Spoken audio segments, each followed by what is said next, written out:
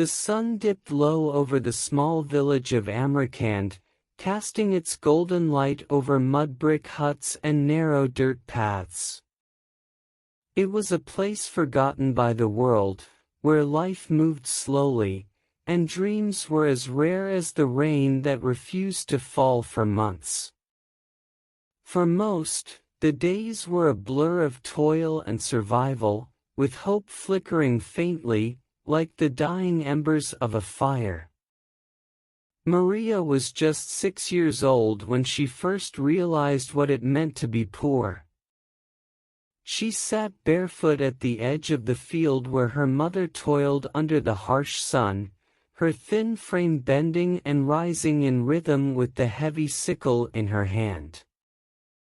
Maria watched silently, clutching a broken doll, a gift from a traveling merchant who had pitted her wide, curious eyes. Her stomach growled, but she dared not complain. She knew that the single meal they shared each evening was all her mother could afford after selling the crops that barely grew in their parched fields. Maria's father had left them long ago, lured by promises of riches in the city, but he had never returned, leaving her mother to fight alone. The village was quiet that afternoon, save for the occasional cries of birds overhead. Maria's thoughts wandered as she gazed at the distant hills, her mind painting pictures of a life far away from the fields, the hunger, and the silence. She had heard of places where children wore shoes and carried books, where laughter filled the air, and where people didn't have to count every grain of rice. Maria, her mother's voice snapped her out of her daydream. Fetch some water from the well before the sun sets. Maria leaped to her feet, clutching the rusty metal pail that was nearly as big as her. She ran to the village well, her small feet kicking up clouds of dust. Along the way, she passed the school, one of the only brick buildings in the village. Through the open window, she saw children her age sitting at wooden desks, their eyes fixed on the teacher who wrote on a chalkboard. Maria slowed her pace, captivated. She couldn't read the words on the board, but they looked like secrets waiting to be unlocked. She stood there, unnoticed, until the teacher turned and saw her. He smiled gently, but before Maria could linger, the laughter of the children inside made her shrink back. She gripped the pail tighter and ran to the well. As she filled the bucket, her reflection stared back at her from the water's surface. She frowned at the girl in the ripples, frail, sunburned, and barefoot. Yet, in her eyes, there was something unyielding, a glimmer of defiance that refused to be extinguished. That night, as she and her mother sat on their worn mat sharing a bowl of rice, Maria asked, "Mama, why can't I go to school?" Her mother paused, her hands trembling as she placed the bowl down. "School is for people who can afford it," she said softly. "We can't." "But you're smart, my little sparrow. Smarter than you know." Maria nodded, her heart heavy but her resolve growing. She didn't have the words for it yet, but deep down, she made a silent promise to herself. One day, she would escape the chains of poverty. One day, she would find a way to make the world bigger than the walls that confined her. The stars glittered brightly over the village that night, as if bearing witness to the birth of a dream. A dream that, though fragile and faint, was strong enough to endure the stormy years ahead. Childhood struggles. Maria's days were long and exhausting, though she rarely let it show. At 8 years old, she had already mastered the art of balancing tasks far beyond her years. Mornings began before sunrise, with the rhythmic thud of the wooden pestle as she pounded millet into flour.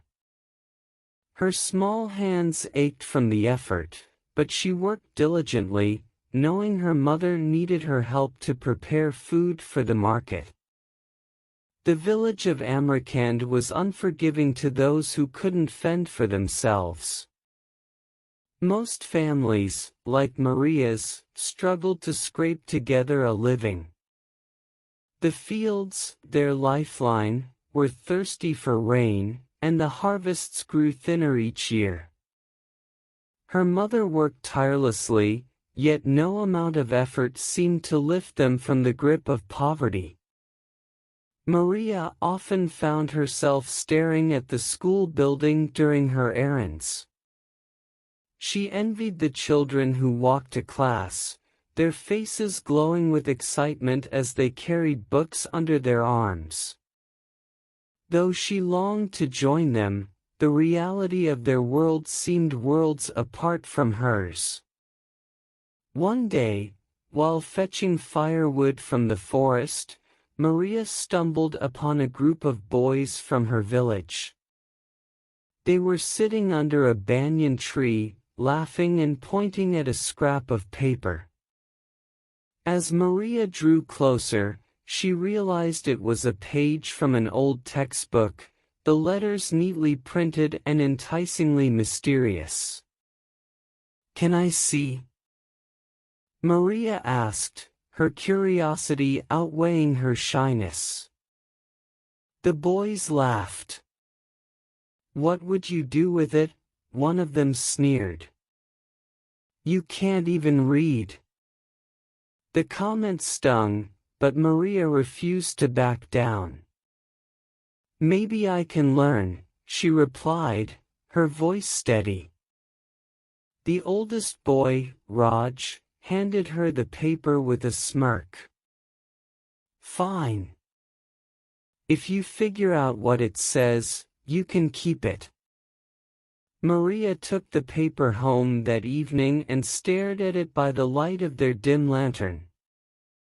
The shapes of the letters fascinated her, though their meaning remained a mystery. Determined, she began asking anyone she met to teach her a letter or a word. Most people brushed her off, but an elderly woman at the market took pity on her and showed her how to write her name. "Maria," she said slowly, forming the letters in the dirt. "That's you." Maria practiced until her fingers cramped. She wrote her name in the dust outside their hut, on the bark of trees, and even with a stick in the ashes of their cooking fire. Her mother watched with quiet pride, though she worried about what dreams might cost a girl in their position. But Maria's determination caught the attention of someone else, a teacher named Mr. Suresh, who had recently moved to the village. He often saw her loitering outside the school window, her face pressed against the glass as she tried to catch snippets of the lessons. One afternoon, as the students filed out of the classroom, he called Maria over. "Do you want to learn?" he asked gently. Maria nodded, her eyes lighting up with hope. Mr. Suresh crouched down to her level. "I can teach you," he said. "But you'll have to promise me something. You must work harder than anyone else." "I promise," Maria said without hesitation. From that day forward, Maria spent her evenings learning with Mr. Suresh. He gave her scraps of paper and a broken pencil, and together, they practiced reading and writing. Maria's progress was slow but steady.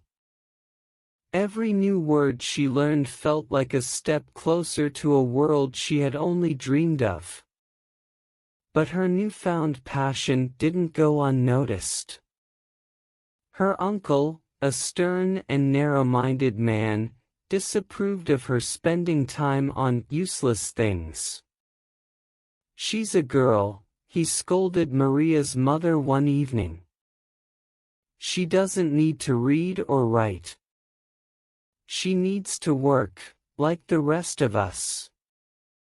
Maria's mother, though timid by nature, defended her daughter. "Let her dream," she said softly. "It costs nothing." But the conflict left Maria feeling torn.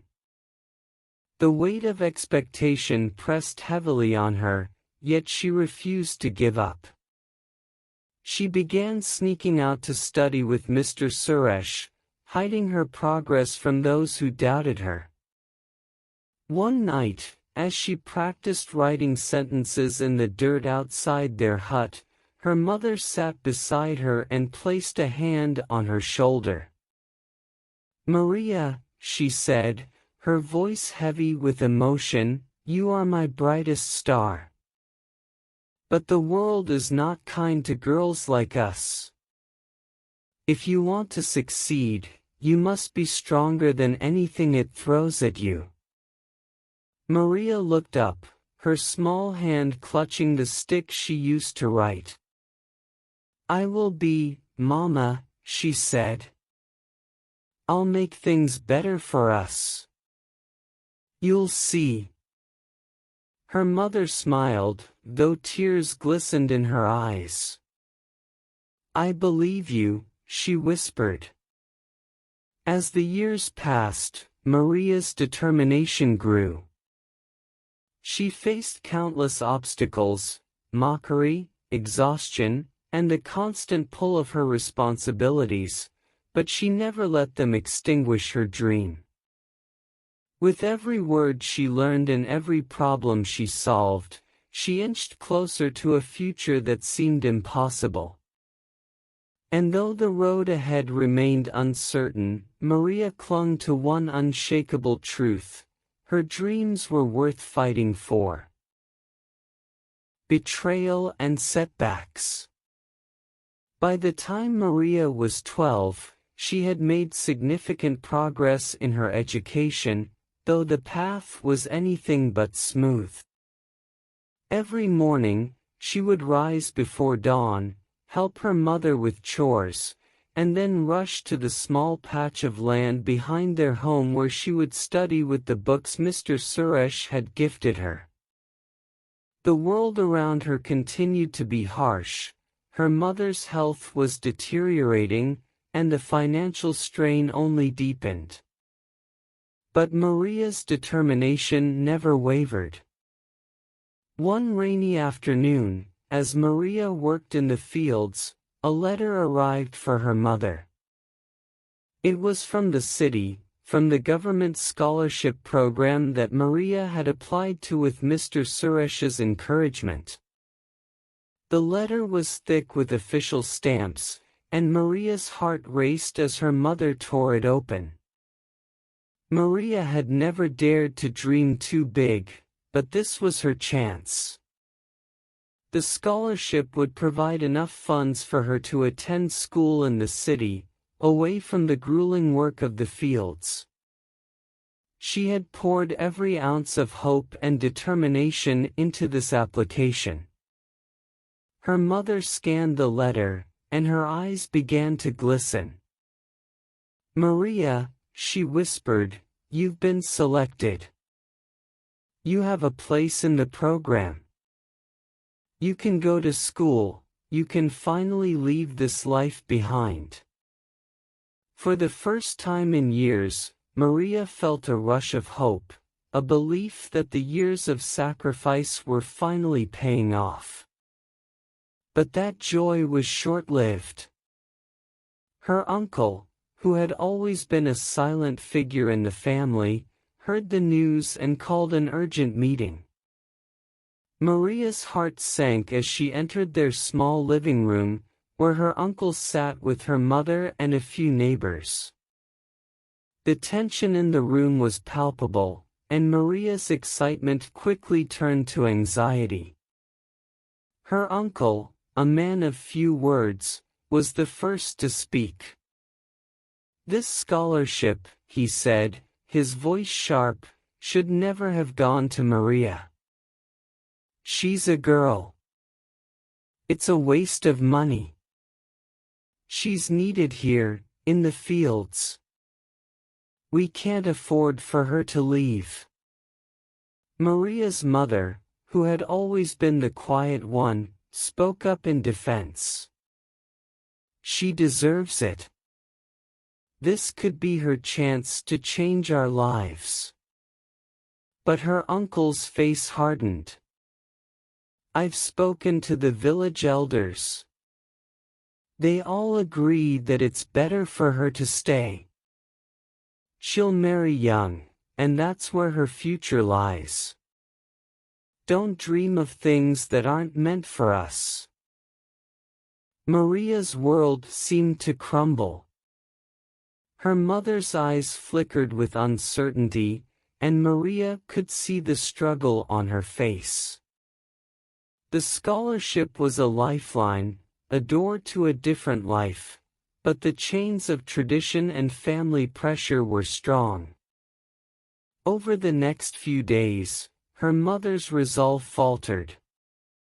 Her uncle's influence was too strong, and his argument about family honor and the girl's place in their community began to weigh heavily on her. Maria's dreams, once within reach, seemed to be slipping away. One morning, after a sleepless night of worry, Maria found her mother sitting at the table, the scholarship letter in front of her. "Maria," her mother said softly, "I'm sorry, but you can't go." The words felt like a physical blow. Maria's heart stopped, her breath caught in her throat. She looked at her mother, searching for any sign of defiance, any glimmer of hope. But her mother's shoulders were slumped, and her face was pale. "I know how much you want this," her mother continued, "but I'm doing this for you. I can't bear to lose you to the city. The world out there is too dangerous. Stay here, with me. Help me." Maria stood there, frozen. The anger rose in her chest, but she didn't know where to direct it. To her mother, who had only ever wanted the best for her? Or to her uncle, who had stolen her chance?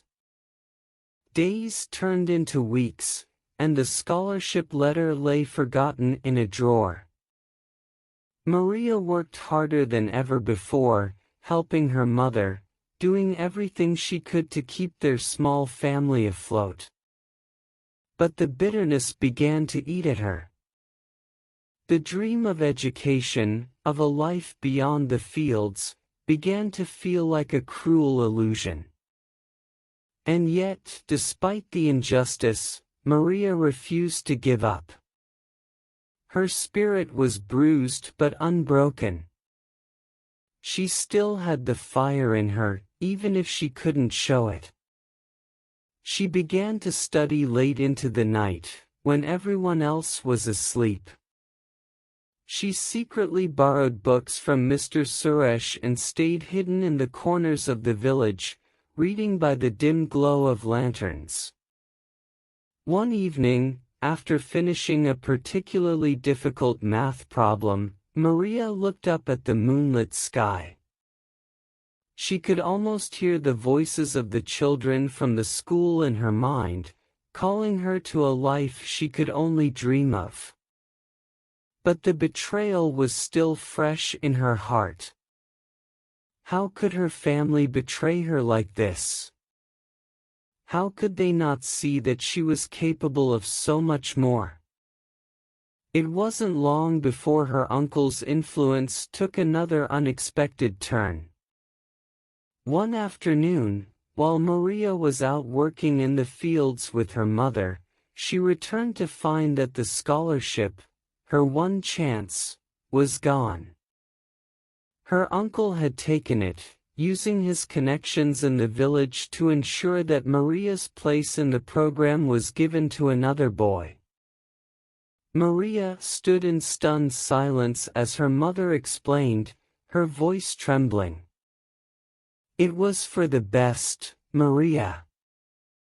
Your uncle made the decision. He thinks it's time you start preparing for your future here, not somewhere far away. Her heart shattered as the last thread of hope snapped. The bitterness was overwhelming now, mixing with a deep sense of betrayal. Her uncle, her mother, all the people she had trusted, had failed her. But Maria would not let this be the end of her story. Through the tears, through the anger, through the crushing weight of disappointment, one thing remained clear: if she wanted a better life, she would have to fight for it. She didn't know how or when, but she knew one thing for certain: she wasn't going to give up. And though the world had knocked her down, Maria's resolve only grew stronger. Turning point. The months following Maria's betrayal were filled with quiet resignation and bitter determination. Her world seemed smaller than ever before, confined to the cramped mud-brick walls of her home and the barren fields that stretched endlessly before her. The scholarship, her one chance to escape, was now a distant memory, erased by her uncle's selfishness. But the more she worked, the more the embers of her dreams smoldered beneath the surface, refusing to die. She had lost the battle, but not the war. One evening, as the sun dipped below the horizon, Maria sat outside the hut, staring at the faint glow of distant city lights in the far-off valley. She often found herself gazing at that city, where she imagined a world of books, of knowledge, and of endless possibilities. But as much as she longed to be there, her path seemed blocked at every turn. Her mother's health continued to worsen. She had been coughing for weeks, a persistent, dry cough that refused to go away. There were moments when Maria would wake in the middle of the night to find her mother wheezing, her frail body trembling from the effort. But her mother would always wave away her concerns, saying it was just the dust from the fields or the cold weather. Yet Maria knew better. She saw the way her mother's face had grown thinner and more haggard with each passing day. There was no one else to care for her, no one to help them. It was just Maria, her only daughter, and the hard work of survival. One evening, after a long day of tending to the crops, Maria sat on the edge of the porch, her hands covered in dirt and her heart heavy with worry. As she stared out into the growing darkness, a familiar voice broke the silence. Maria, a soft, familiar voice called out from the path. It was Mr. Suresh. He had been visiting her family regularly, ever since he had begun teaching Maria in secret. Though he had no official position at the village school anymore, he still came by to check on her progress. He was the only one who believed in her. He had watched Maria grow from a shy, curious girl into someone determined to make a difference. Maria rose to meet him, brushing the dirt from her hands. "Mr. Suresh, what brings you here?" He smiled gently, but there was something in his eyes that Maria couldn't quite place. "I came to check on you," he said. "I heard about the scholarship being taken away." "I'm sorry, Maria. You deserved it." Maria didn't respond immediately. She didn't want to hear pity. She was tired of being told what she deserved. Instead, she looked down at her feet, feeling the weight of defeat press against her chest. "Have you heard about the new initiative?"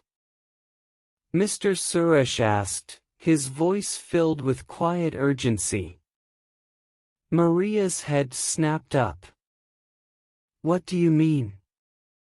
"A mobile library is coming to the village," he said, his eyes lighting up with excitement. "It's a project by an organization in the city. They're bringing books, educational materials, and, most importantly, opportunities for learning." Maria blinked in disbelief. She had heard rumors of the project, but she hadn't dared to believe it might actually happen. A mobile library could change everything. It was her chance to study without leaving the village. She could learn, no matter how small the world around her felt. "They're bringing the library next week," Mr. Suresh continued. "And I want you to be there, Maria. You'll have access to all the resources you need. Don't waste this opportunity." For the first time in weeks, Maria felt a spark of hope ignite within her. Maybe, just maybe, she hadn't missed her chance after all. This wasn't a scholarship to the city, but it was a path forward, a way to continue her education and pursue her dreams. The next few days felt like a whirlwind. The villagers gathered in excitement, their curiosity piqued by the news of the library's arrival. Maria couldn't contain her excitement either. Every moment she had to spare, she spent studying, preparing for the day when the books would arrive. She felt like a bird with broken wings, ready to soar once more. When the day finally came, the sight of the mobile library was even more spectacular than Maria had imagined. A large truck, brightly painted with murals of children reading and learning, pulled into the village square. The doors opened, revealing shelves upon shelves of books, pamphlets, and educational materials. It was a treasure trove of knowledge, and it was all for them, free for anyone who wanted to learn. Maria rushed over, her heart pounding with excitement. She stepped inside the truck, her eyes wide with wonder. The air smelled of paper and ink, and for a brief moment, she forgot about her struggles, her hardships, and her past. She was in a place of possibility. Mr. Suresh was there, waiting for her. "Welcome to your new classroom, Maria," he said with a grin. "What do you want to learn first?" Maria hesitated for only a moment. There was so much to explore, so much to discover. But one thing stood out above all else. She turned to the shelf of science books and reached for the one that called to her the most. "I want to learn about the stars," she said, her voice trembling with the weight of her dream. How far they really are, how they shine so brightly. I want to understand everything about them. Mr. Suresh's smile grew wider.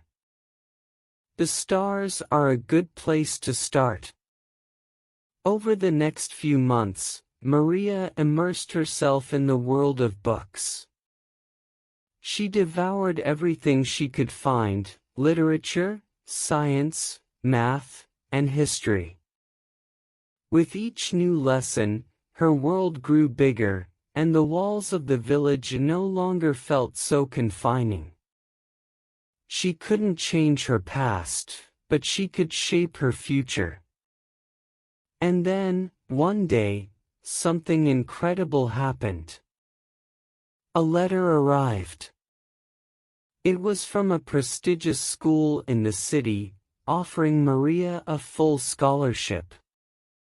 This time, the letter wasn't about a lost opportunity, it was the reward for her persistence, for her refusal to give up, for all the nights spent reading by candlelight. The letter had come not from the government, but from a foundation that had heard of her progress through Mr. Suresh and the mobile library. Maria's heart raced as she read the words. This time, there was no uncle to stand in her way. There was no one to tell her what she could or couldn't do. It was her chance, and it was real. Maria stood up from her bed, holding the letter in her hands, and gazed out of the window. The stars twinkled brightly, as if urging her to take that next step. The road ahead wasn't easy, and there would still be obstacles. But now, she knew something important: nothing could stop her now, not even the weight of her past. She was ready to fly. Triumph and inspiration. The day Maria received the letter from the city school was the day her life truly changed. It wasn't just a scholarship, it was validation of everything she had worked for, everything she had fought for in silence. The stars that once seemed so far out of reach were now within her grasp. Her mother, who had once doubted Maria's dreams, now stood beside her with a look of awe and pride. "I always knew you were destined for something special," she said, her voice filled with emotion. She hugged Maria tightly, the warmth of the moment comforting them both, easing the fears that had once clouded their home. Maria, still holding the letter in her hands, smiled through her tears. For the first time, she felt as though the burden of the past had lifted from her shoulders. The sacrifices, the betrayals, the struggles, all of them had led to this moment, to this triumph. She had fought for her dream, against all odds, and now the world was finally opening up to her. But it wasn't just her victory, it was a victory for everyone who had ever been told they couldn't succeed. It was for every girl who had been taught to shrink, to hide their dreams under layers of expectation and limitation. Maria's story was one of resilience, but it was also a story of defiance. She had defied the expectations placed on her, defied the narrow roles assigned to girls in her village. She had proven that no matter where you come from, or how small your world may seem, you can always reach for something greater. The news spread quickly through the village, and Maria became something of a legend. The elders, who had once dismissed her ambitions as foolishness, now watched her with a new respect. They saw that Maria had something they had never given her credit for, an unshakable belief in herself. But it wasn't just the village that took notice. Soon after the news reached the city, the foundation that had funded her scholarship reached out to Maria with an offer she hadn't anticipated: a mentor, someone who would help guide her through her new life. It was an offer to help her not just become an academic success, but to become a voice for other young girls like her, to inspire them and prove that the world was full of possibilities. Maria accepted the mentorship, and with it, a newfound sense of responsibility. She wasn't just learning for herself anymore, she was learning for all the girls in her village, for every girl who had ever been told that education was beyond her reach, that her dreams were too big. The weight of that responsibility wasn't heavy, it was empowering. As Maria traveled to the city to begin her studies, she left behind a changed village.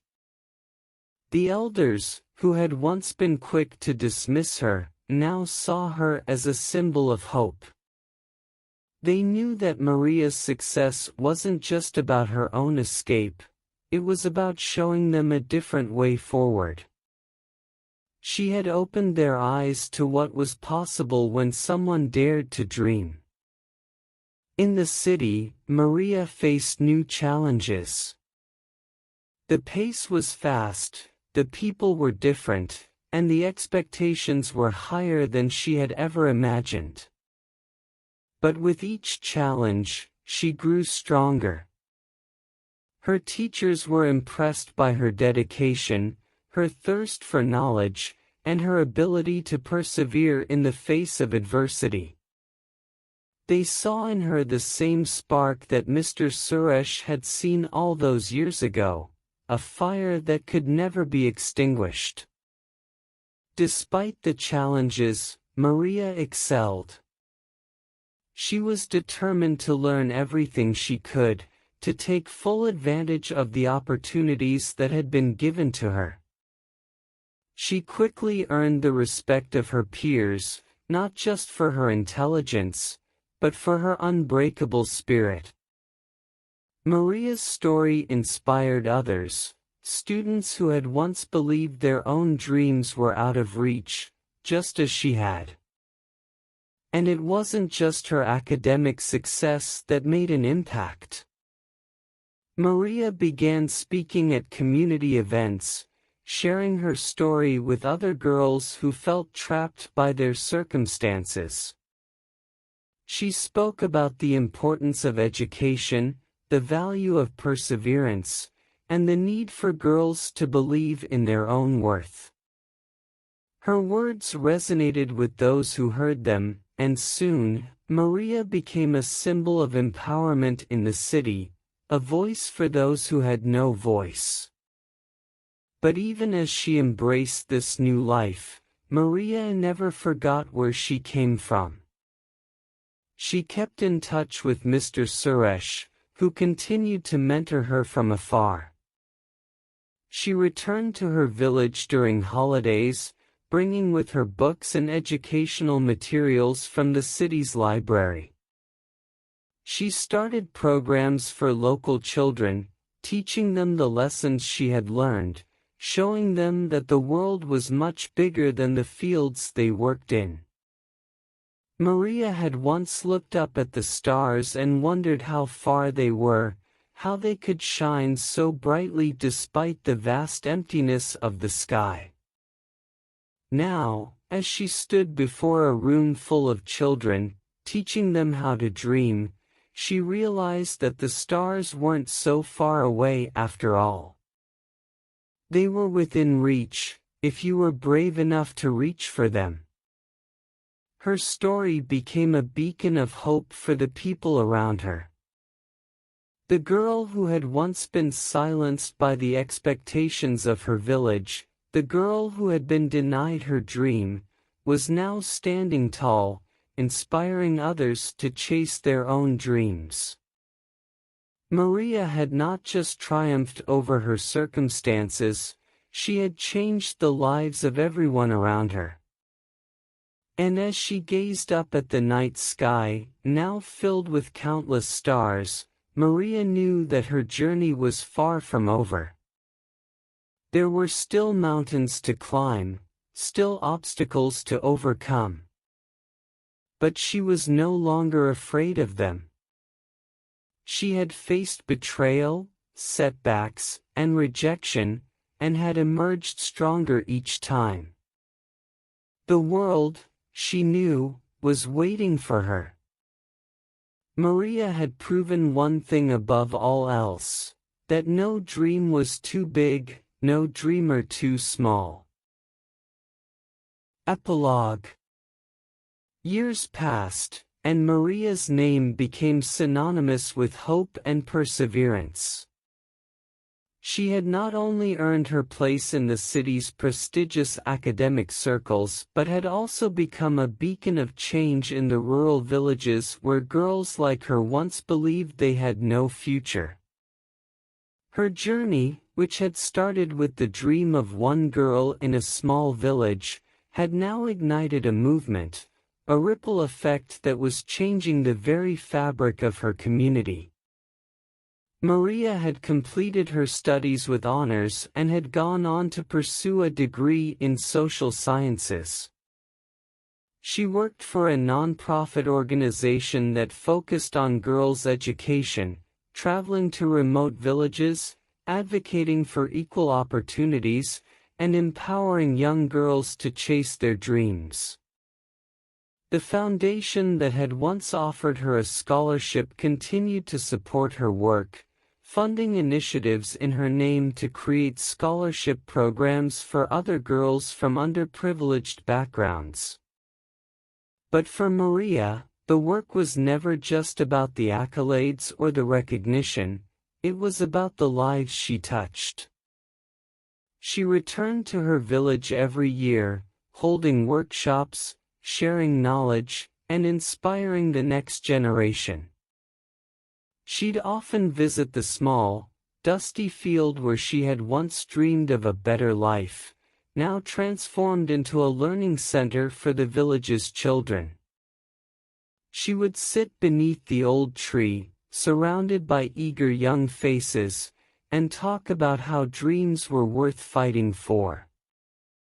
Her mother, once a quiet woman with little hope for the future, stood by her side as her greatest supporter. Though her health had deteriorated over the years, she had lived long enough to see Maria fulfill her dreams, to witness the transformation of the young girl who had once been silenced by tradition into a powerful voice for change.